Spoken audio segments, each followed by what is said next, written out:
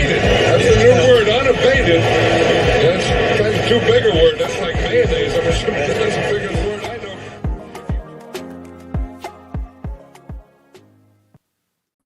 Hello, everyone, and welcome on into Cover 2 College Football Player Props. And Chris, I'm not going to lie, I was just looking around my desk real quick because I was trying to find a bowl for some prop comedy here because it is, in fact, bowl season here, but I did not have cereal this morning, so it was not on my desk here. But Chris, joining us from what looks like a tropical paradise here. Where are you at today, man? Not in the office. I'm in West Palm Beach, Florida. So I have a sister-in-law down here, so we come down and visit, do some horse stuff, and then enjoy the holidays, the warm weather. I mean, I can't believe it's like 80 degrees in December. It's glorious. So yeah, you enjoying look it. like you are chilling right now, and I am very jealous. They have a great outdoor setup, and I wasn't going to be back here, and then it just kind of a smaller house, and I was like, might be safer to be out here with the kid baby crying here in a little bit. So I escaped to the paradise that is the outside. So hey, I think that you made a great call there. I will not be doing the same thing on next week's show because I will be up in Lake Tahoe and it will be snowing.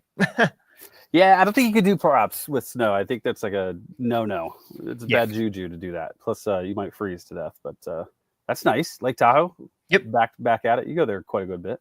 Oh, yeah. My parents live up there, so going to be up there snowboarding, hitting the mountain, enjoying the holiday. And we're going to be betting some bowl games here, guys. Thank you so much for being with us. We've got plenty of props to talk about today. How many teams are we going to be running through here? So we have 9 total. We're going to basically run through all of Friday. I think Saturday's teams will be just released via your typical prop tool sync of data tomorrow afternoon, early evening. Of the 9 teams today, 7 of them will be synced to the tool. So you'll see some different plays here, some good games, some good action, and we'll see what happens. I mean, this is it. It's crazy because it's so early in bowl season that we're getting these these playoff games that it's like, wait a second, like we don't have to guess as much as we have been having to do. So this is really fun to see this open up early, and then we'll get another round of it, and then another round of it. So we're in a good spot here. This is fun. Yeah, I mean, it's great because, like you said, the guesswork in bowl season props. We don't have to deal with that quite as much here because we have more teams that we know are going to be playing all their guys and not being Washington State with 80 million players opting out. Yeah, or like Ricky White yesterday, like they just spot him before the game, not in gear, and he's just all of a sudden he's just not playing. That's insane. Western Kentucky. That's like the whole mess of we have a little bit of a mess here with one of the games with the teams tonight, but like Western Kentucky is notorious for letting their players play in the portal that are in the portal. We saw guys do that. We thought Easton Messer wasn't going to be playing, although he's in the portal. There was like almost confirmed reports of it, and then he's playing. We ended up not releasing any of the teams in last night because it just was a shit show all around with Ricky White and Easton Messer and the Cal quarterback situation, but we get a couple murky lines here today, and then some nicer stuff though with the playoff game. So this will be a good slate of action to get into. Yeah, let's clear up some of that murk and get into it right now. What's the game that we are going to be going to first here, Christopher? Let's look at tonight's Georgia Southern Sam Houston State game, and we can start with the passing lines here. I don't know. J.C. French is just your typical quarterback in college. I think he's like a 6.8 yards per attempt type guy. Not a lot to say here. There's not really an edge here. Yeah. But what we'll see is, we see that the projection lineup pretty much on par with what the books have, the different ones that have a line out for him. So if we go to the receiving yards, we'll start to see that these books are a little high in our eyes on those different guys. So like you look at Josh Dallas, the biggest edge of these Georgia Southern receivers. He's kind of your third receiver, 15, 16% of target type guy. 49.5 yards over at a underdog and 45.5 bet MGM, etc. Like that's just a tad high, and this is not an offense that's going to be wheeling and dealing. They started off hot with a couple good games. They played Boise really tough early, and then they've kind of come down to just your typical average passing game. And what's his name? Dallas, the quarterback French has been kind of pedestrian in many of the last 4 or 5 games. He does have this big random game where he throws for 300. That's what you'll worry about. But more often than not, he's like 160, 180, 220, 240. And if you get something like that, we feel pretty good about each of these unders. Derwin Burgess is the number one, similar number, which is funny to think about, but he's like your short yardage type route runner. Dallas is a little bit more, not want to say bigger play, but his yards per target is closer to 10, whereas Burgess is lower than that. So I like the unders in the passing game here with these two receivers, which is great. We love starting with some unders, and receiving unders are the most profitable one for all of our props this season. So a good way to start tonight. How about Quavez Humphreys down there? And I might have just butchered that name, but I think you nailed it. He is okay. So he's a guy that's going to end with like 8 yards or 80 yards. So we believe this projection is like conservatively really, really good. So like if you have this available, this is something you should definitely hit. The thing here is that the Sam Houston State passing attack is like slants and goes, right? Like they throw it short, they throw it super deep. He's catching like 40% of passes on the season, which lines up with that. And I want to say his stat line is like 18 for 380 on the season. So like he is a total big play threat. I'm surprised the books kind of put a number on this because like 30.5 is really irrelevant, like because it's either going to be 10 yards or 70 yards. It's going to be very small or very high. We like the under there. And then on the other side of things, Simeon Evans, he runs a better route tree, and he also runs more routes, gets more targets than Humphreys. So if you can get an over on Evans, we really like that one. He sees a significant amount of targets. So some of those same routes that are high risk, the long plays, but also just a little bit more consistent routes in general. So we like the over on Evans there. Yeah. I mean, hey, yeah, that Quavez Humphrey one you're saying it's going to be a volatile play. It's a volatile play, a little bit different than some of the more volatile plays we've talked about with like a running back at like 7.5 receiving yards, which we will get to here in a little bit. But we've given him his target share and bumped it a little bit to help account for some big play stuff. His yards per target is spot on. It's just these routes are so difficult in a sense for college. And one thing to note too is like I think we technically like an under on Hunter Watson, the quarterback. Their backup is a running back essentially, and he's in the portal. And so their backup, their third stringer is a guy that would struggle to complete passes too. So if Hunter Watson, a guy that has been hurt at times this season, does get hurt, it's even more reason to like the under. A little bit of reason to concern about Evans with the over, but I don't think you can be scared about an over on 28.5. It's just more a matter of like, hey, like a little bit of a pat on the back that you got a little bit of a boost if there was an injury at the quarterback position if you go under on Humphreys. Yeah. And I mean, that's something that you always got to be watching out for here. But let's talk about those running backs because that is something that you mentioned just a minute ago. And we've got some edges. Yeah, they like to run the football. I mean, they kind of start with the run and then they run those kind of similar, or should say like those slant go routes on top of it to help suck in the defense, hit them over the top type thing. This is a unique one. I wasn't sure if we would release these because of Sam Houston State's portal situation. Ducker's in the portal. Gentry's in the portal. Herbacek was in the portal and he's come back. He's saying that he's going to return. So it's a committee. We have 3 or 4 guys that are portal-ing type situation. So it's iffy. We like the under to begin with, and we think there's some room to give yourself a little bit of help because what do they do with these guys in the portal? Do they give it to a guy like Herbacek, their second or third running back that might get a little bit more carries because he is returning? So we like the under on this. We think there's a little bit of potential that he splits it even more than usual, but even if he stays at his kind of normal usage, we still like that under at 63.5.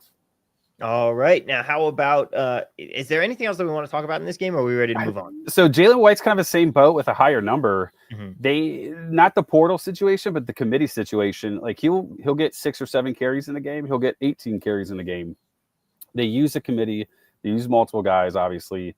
So this is a little bit risk reward here. Like there is a chance that he gets 18, 19 carries and it becomes a tight play.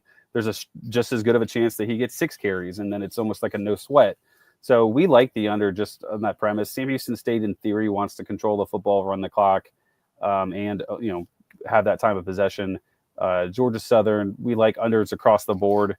You can maybe lean on what you think is how it plays out. You think they maybe go pass heavy, then you should definitely hit the under on Jalen White.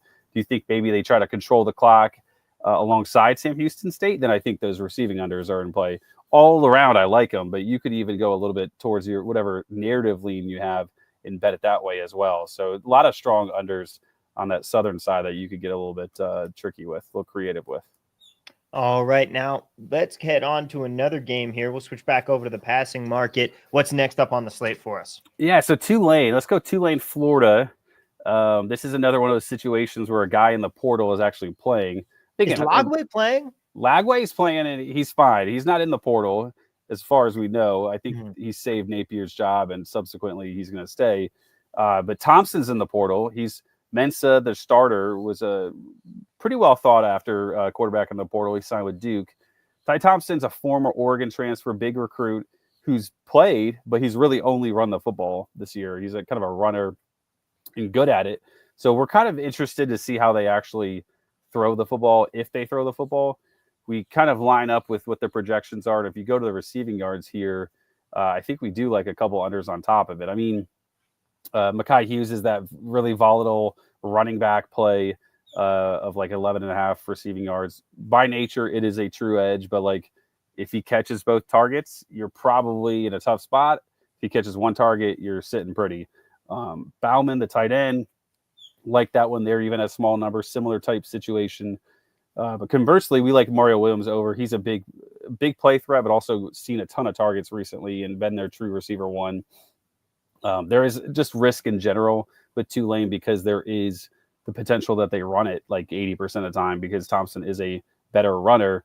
But he can surprise us, be a better passer, and then you get a little bit of riskiness there on like some of these unders with Bauman. But we have them slightly pushed towards more rushing. I think we've moved them 3 to 4% towards more rushing, even with, I think that spread is like 11 or 12 points. So we've kind of taken that into account, even with the bad game scripts.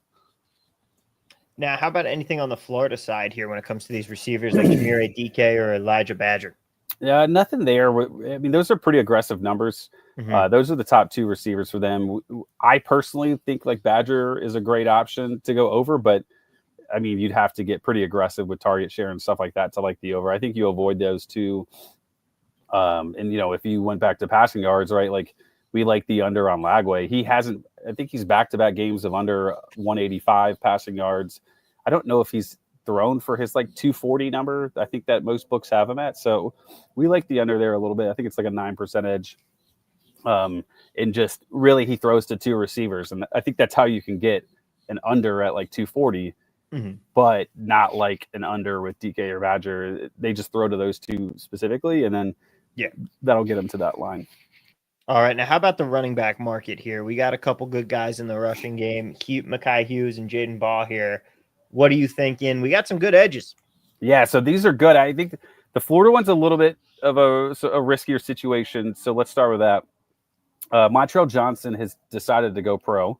He's going to play in the Shrine Bowl, but he is kind of an iffy on, like, I think he's come out and said he's going to play, but I think there's certainly a question mark of if he's going to play. So if Montrell Johnson plays, then this Jaden Baugh is a great under.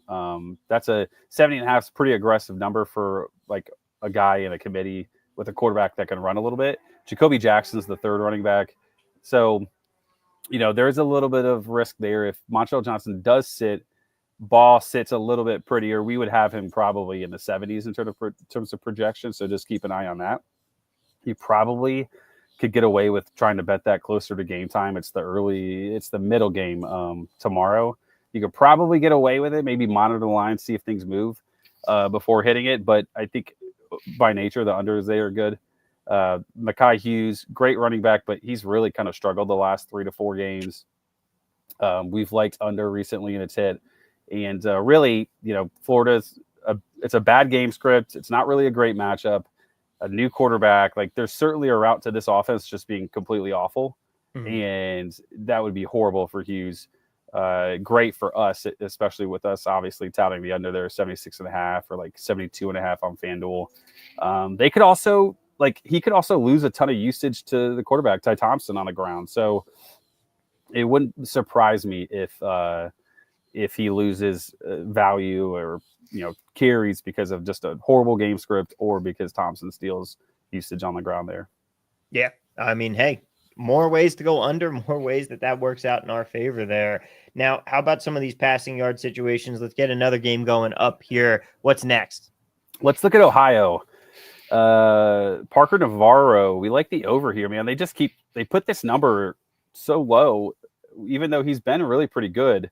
I think the problem with like maybe books watching him is that they haven't really needed him in the second half of the last couple games. And so they've kind of pumped the brakes. He hit his number, I want to say by halftime, or maybe right after halftime, he hit his over last game, that MAC championship. Jacksonville State, I'm not sure if you're aware, that's that Rich Rod offense that runs like super fast. They love throwing the football, run the football, just going warp speed, right? So Parker Navarro is going to be he's going to have a better time with the football. Like they played Miami, Ohio, and it was just like two teams that didn't want to give the ball to each other. And then all of a sudden, it's like the fourth quarter, and every team's got like 4 possessions. It was stupid. So you love an over here in a game that should have a game script that's positive, tight game, so that's good. But also, Jacksonville State's going to be going fast, and if they're successful, we can see a ton of drives for both teams. And look at that number at MGM. You're getting like a full 13 points, 13 yards off of the FanDuel line there. Yeah, I mean, that's a huge difference. I think I would consider of all the markets, FanDuel pretty sharp compared to the rest. Like, I don't think there's a clear cut like book you should watch out for. But like to me, FanDuel knows what they got going on. I think a lot of people bet on FanDuel. So if anybody's going to hit something, they're going to hit there and move those lines. So you get a ton of value there. 13 yards is pretty significant. Yeah, and the MGM line, I mean, it looks so far off. I had to be like, that's got to be a stale number. Nope, I just bet it. Look at you, multitasking. Mm-hmm. If you want to go to the receiving yards here, I want to say like an under on Chase Hendricks. He's the guy that a couple weeks back, 2 games ago, didn't get any receptions. He had a couple of targets. He had a bigger game last game against Miami, Ohio. But I mean, ultimately, like 41.5, 42.5, that's essentially 25% of what the books have him as for Navarro's prop line. Mm-hmm. I don't see him as like a 25% target guy. So the number one really receiver in that offense is Coleman Owen. I think we could see a huge game out of him. We have a projection of almost 76. So that runs in line there. So I like the under on Chase Hendricks. If you're playing underdog like me, this could be a good opportunity to kind of give yourself a little bit of a boost in payout by going over Navarro, under Hendricks. That's an interesting thing to do at times, just to kind of boost that payout if you want. But otherwise, I think just straight up, naturally, it's a good bet. Yeah, I just tried to make a correlated parlay on MGM, but they are being cowardly here. And even though it's a negative correlation, they're not letting me do it. Yeah, it's funny how it works sometimes, right? There's no reason for them not to, but maybe they just don't want to deal with it and just put something in their algorithm to block it, not have to worry about it. They just have a full thing to say, oh, same passing yards and receiving yards from the same game. Not going to let them do it. Not going to let them happen. So one thing to note here with the matchup for Jacksonville State, we're going to work on that and probably have that released in tomorrow's props, but they're missing like 6 or 7 defensive backs, or I should say they have like 6 or 7 guys in the portal. They've kind of, in the past, they haven't really let guys play if they're in the portal, but with Rich Rod gone, there's kind of rumors that these guys could play if they wanted to. So we like the matchup anyways. We have not affected the baselines in any way because of that, but there is the potential that we see Parker Navarro have a great matchup because they could be down a couple of guys in the secondary. So something to watch out for too. That's a nice benefit for Navarro. Indeed. All right. How about the running back markets for these teams? We've only got Anthony Tyus here, not really showing a great edge on anything. Slight under. I mean, you could bet it. Wouldn't hate you for it. I mean, obviously, if we're releasing it, we like it in some fashion. That's one of my, if I had to rank all of the ones today, that's probably closer to one of my least favorite of the 5% and up. They could, in theory, go super run heavy, control the football, and he could in that game get a ton of carries. It is an aggressive line, so it's not like you're betting like a 55.5 line. But I think overall, it's a good bet if you want to get some action on it, but it's not my favorite of the bunch. All right. Are we going on to the Ohio State game here, or do we have another game that we want to hit first? Let's go Indiana, Nevada, Notre Dame. You got to of course, you get those confused, right? Indiana. Yeah, common occurrence.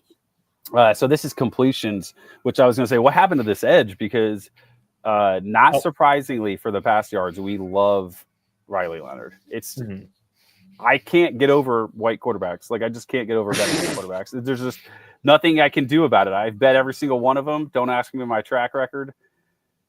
But this is a situation where, the problem with Leonard in the past has been that he just has not played the full game. He's just been sitting a bunch of fourth quarters. The game script's been bad. They keep blowing people out.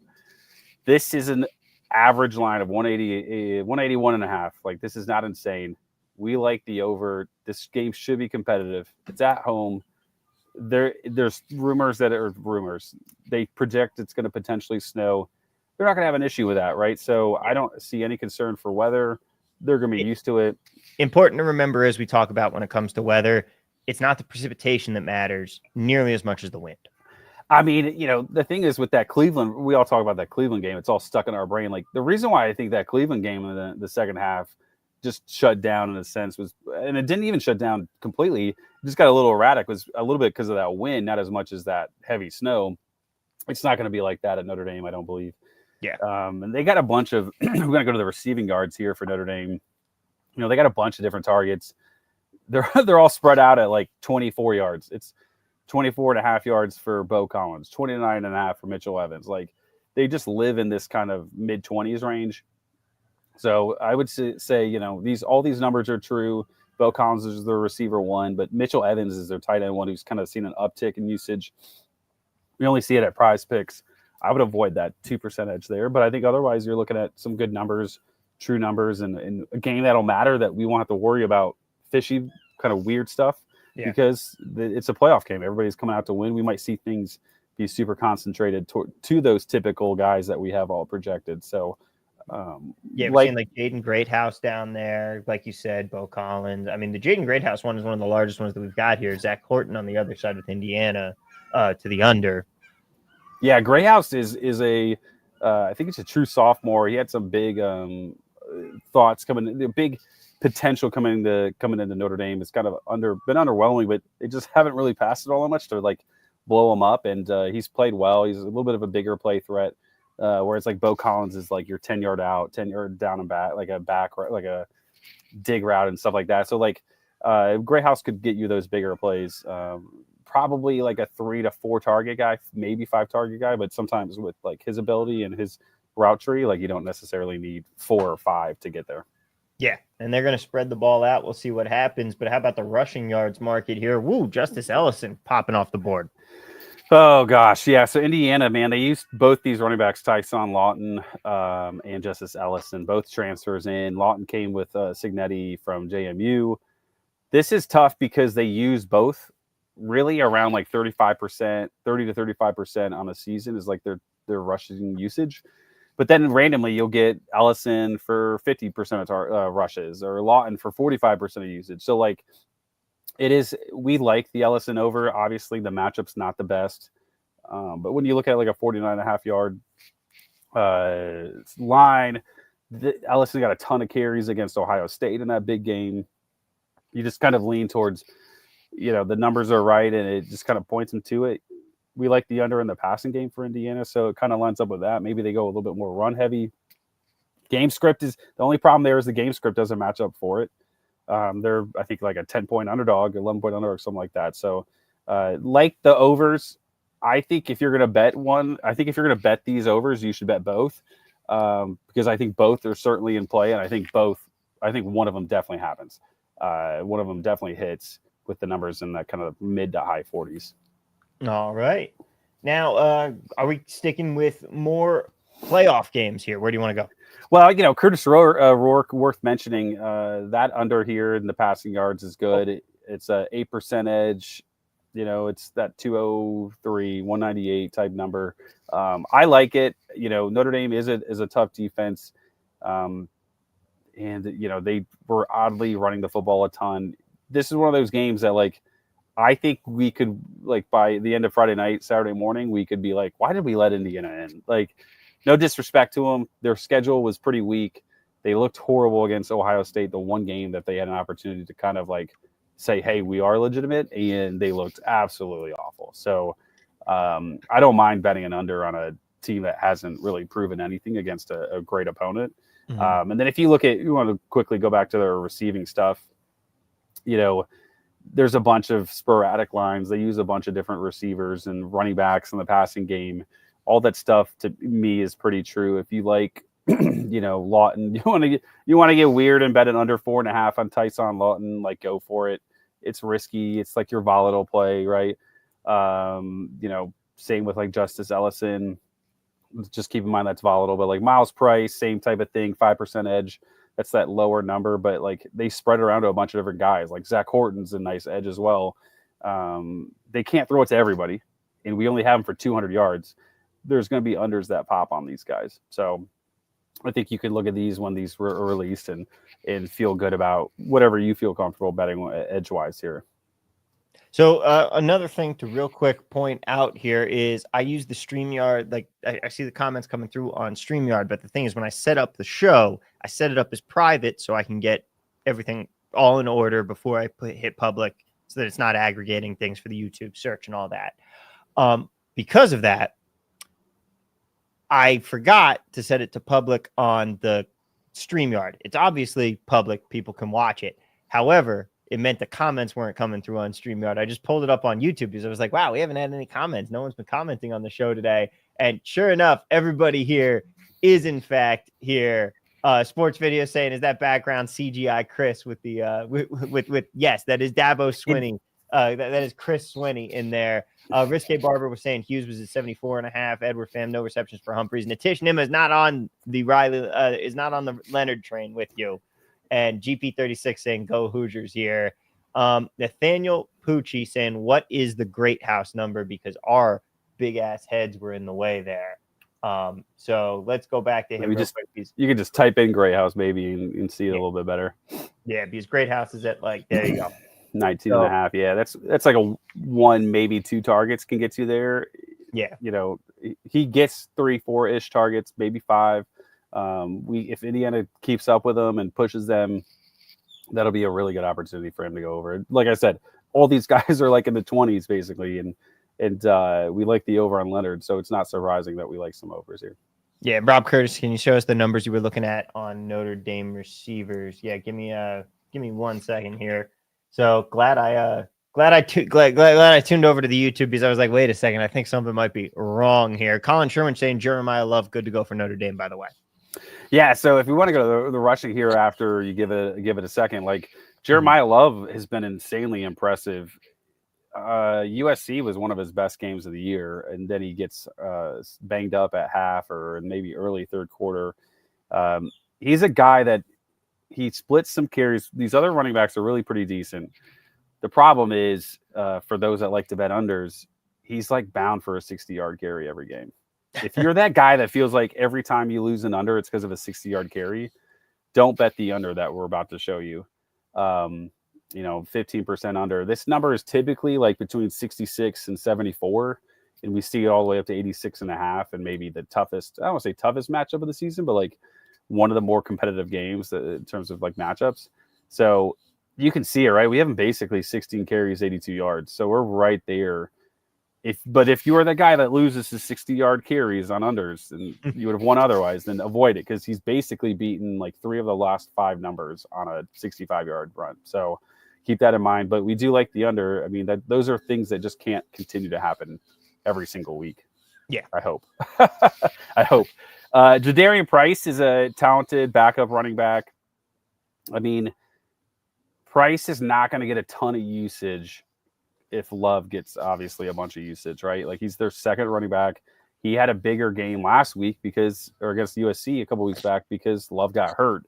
I think he went like 10 for 100. So with Love healthy, like Colin is noted, like I think that Price under is solid at that like 8% edge, or if you want to go even like that's a 4% edge that I would hit on FanDuel, but I do like that one as well.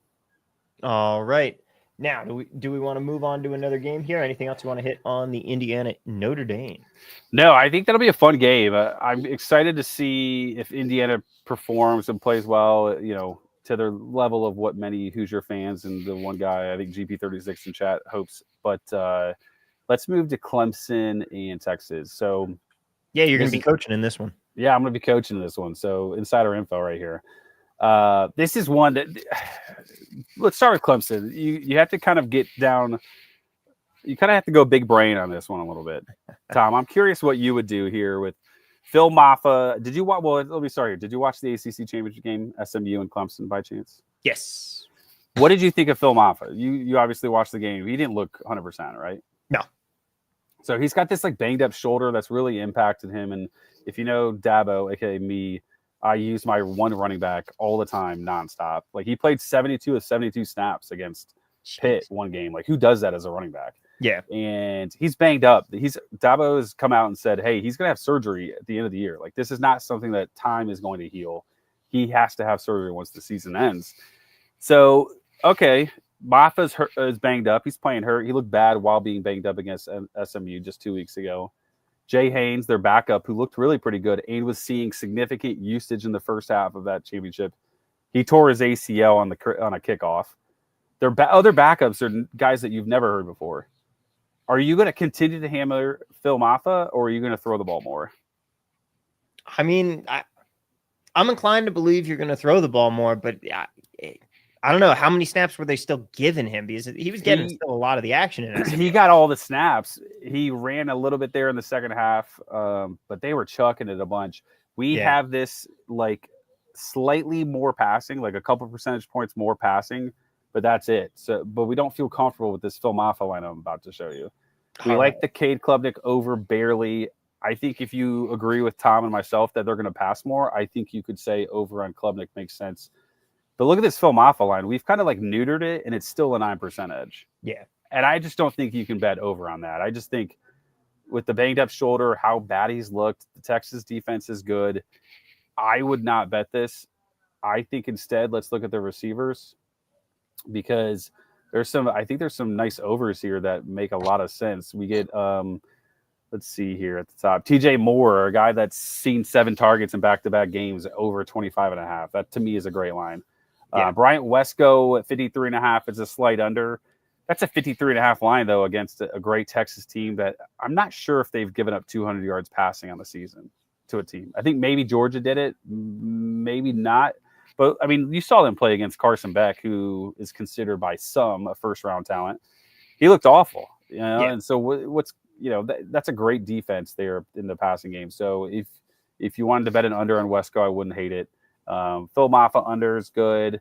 I would avoid the 1% on Brenning Stool. I think the big call out there is that TJ Moore, though. TJ Moore, thinking about their offense, he feels like a receiver 3 because his routes are a little bit shorter. He's not a big play guy, but he gets almost as many targets as Williams and Wesco. So I think that 25.5 line is really too low. That should be more like 35.5, 38.5 in my eyes. And Colin Sherwin also pointing out there's no good options against Texas, but you'd rather throw it than run it for sure. Anyway, real quick, I'm going to switch us over to the main odds here because I am curious. Geez, Texas a 12.5-point favorite in this game, and I don't even know if that's enough. In my pick'em, I actually took Clemson in the points because I've been riding this whole like Texas is slightly overrated. They haven't beaten anybody good.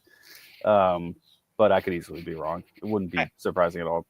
I mean, groundbreaking analysis that I'm about to pull out here. You can you can approach this playoff either betting that the SEC is in fact as good as the hype and everybody else is not, or that everybody else is better than and the SEC hype is very manufactured. Clearly, one of them is going to be right. I mean, yeah, and I'll say this. Almost every year, what's won out, it's that the SEC is pretty legit, Yeah. So I'm personally fading the Big Ten. I don't blame you. I think really Oregon's the only team that I think the Big Ten should be like proud of.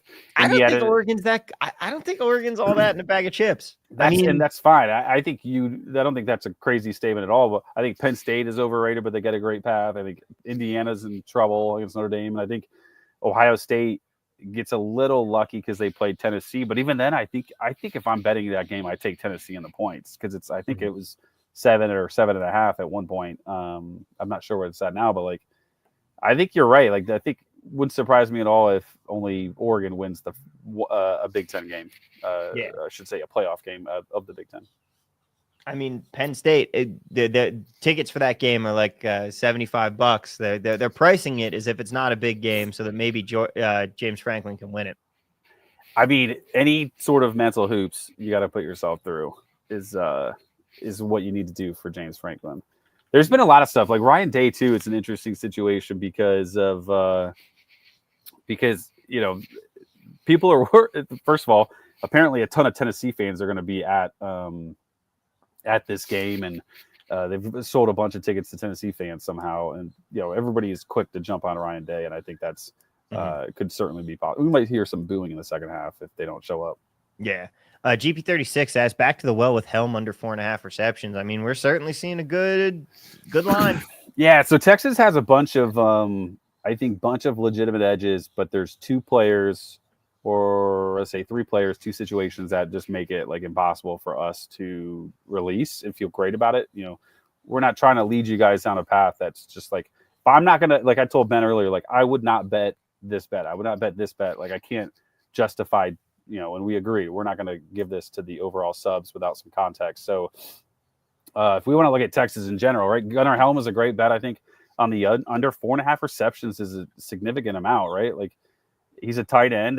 He has hit over 4.5 at times, but like there's a bunch of receivers in play here.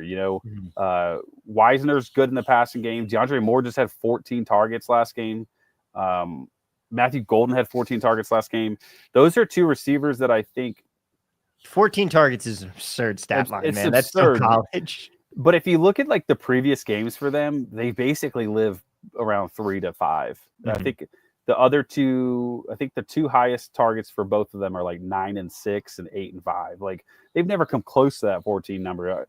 I think Texas uses their receivers and Gunnar Helm in a fashion of like what works best against the defense that I'm facing.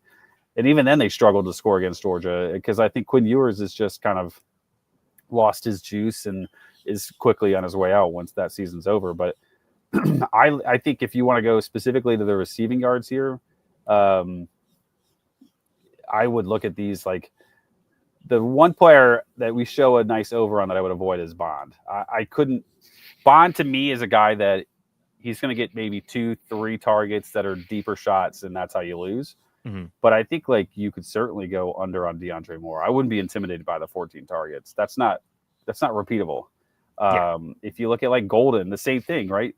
Golden at 60.5 yards. Like I don't know where it came from that all of a sudden he became the receiver one. That's just not consistently the case. It might beat us against Clemson, but if you look at it like week over week, this whole season, he's never been their true receiver one. And 60.5 yards is a big number for a bunch of players that can catch a pass in this offense. Uno Mas also saying Bond is hurt again. Right, and he's been banged up, right? To what level of banged up is he? Is he I can play, but I'm gonna be bad? Could he sit? That would change things. So definitely not gonna sink these. I think the other one, if you want to go to rushing yards, one great rushing over, I would avoid. Jaden Blue. This is maybe the situation that's been incredibly difficult the entire season to figure out. The way they've used these guys has just been really, really tough. He had 2 carries last game, Jaden Blue. He had no carries that one game against, was it Georgia? Yeah. I would avoid this Jaden Blue number, but I love this Wisner number at 83.5 over. I think he could end with 25 rushing attempts. I think a big one to watch, and maybe Colin, if you're in the news here or in the chat, you could see this Kelvin Banks, the left tackle play. If he does, that's a great sign for Wisner. This Clemson defense is good, but it's not to the level of Georgia. And this is a running back that went for over 100 against A&M and whoever the other team they played more recently before Georgia. So back-to-back good opponents that he's done well against. I love the over 83.5. I would avoid Jaden Blue's over 25.5 like the plague. Do not bet that blindly because he could end with 2 carries quite easily. Wisner, Natish asked Wisner over 16.5 rush attempts on ESPN. That's a great bet. To me, that's a great bet. Yeah, we have him at 19. I think he was at like 68% of carries, and it was like 18 rushing attempts last game, and that was like a really pass-heavy game against Georgia. Game script points them towards running the football too, which is nice. Yeah. And Ewers has been, like we were talking about earlier, like just not very good. I think they are itching to get Arch Manning in the game, but they kind of can't. It's a little bit too risky of a situation to put Arch in at this point. I mean, it worked for Nick Saban with Jalen Hurts and Tua. We could get to a point where there is a route where he plays on Saturday, 100%. Mm-hmm. I don't think it's likely, but Arch is going to get probably a snap or two just because of the fact that he can run the football a little bit, and he might go in like certain package type plays. All it takes is a good player or two. Snowball keeps going, and then all of a sudden he gets more and more snaps. But yeah, I think Wisner is one of my more favorite plays of the weekend with the over. So I feel good about this. This is maybe the best I've ever felt about Texas running backs, like in terms of betting a prop here. I think Wisner's there is really good, especially at that like 16 line that Tish was saying. Colin Sherwin saying, bet from Banks. The ankle is feeling a whole lot better, Banks told reporters. I'm confident in my ankle and where I'm at in my process. I feel confident I'll be able to play Saturday, end quote. Colin also says Ewers to Miami. If he doesn't go to the NFL, keep an eye on it. Yeah, I think Ewers is on his way out at either NFL or another school. But yeah, I think Banks' injury is really, really good for the run game or in just this offense being able to move the football. So it's good to see. Yeah. All right. Let's go to the next one up on the docket here, Chris. Where shall we head? I think that's it. I think we ran out of teams to discuss. And we go pretty quick and we knock them all out. Let's see. We've talked Tulane, Florida, Ohio, Indiana, Notre Dame, Southern, Sam Houston. Yeah, I think we've tapped out. We're going to talk we're going to release Tennessee, Ohio State, SMU, Penn State, and maybe Jacksonville State on the Friday afternoon release. But we've knocked them all out, Tom.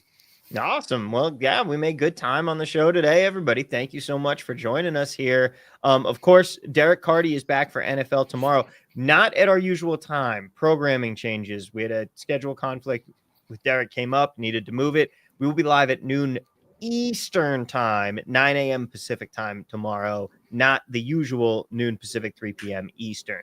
So just be aware of that if you're going to be here. But of course, if you are, hit that subscribe button, get those notifications. You won't miss a minute when we do go live, and you'll still be able to check out the show later on. You won't be there going, where is it? You'll have missed it, but you'll still be able to get some stuff down, I am sure. And then, Chris, you and I will be back. I know we discussed times on that. When are we coming back next week? Either next Thursday or next Friday. I think, I think Chris, the 26th or the 27th. So trying to make sure that we keep covering the big playoff games because everybody wants them. Why not, right? Like, why wouldn't we? Yeah. So I would say be on the lookout for early afternoon on next Thursday or next Friday. We'll get those for you. Sounds good. Next Friday, probably better for me. I'll be back at home base by then. Let's do it. I think that should run good. I think those playoff games are on Saturday, so should line up pretty well. Perfect. All right. Well, ladies and gentlemen, thank you guys so much for being here with us as always. Best of luck, and let's cash some tickets. We'll see you guys next week with more bowl action to come.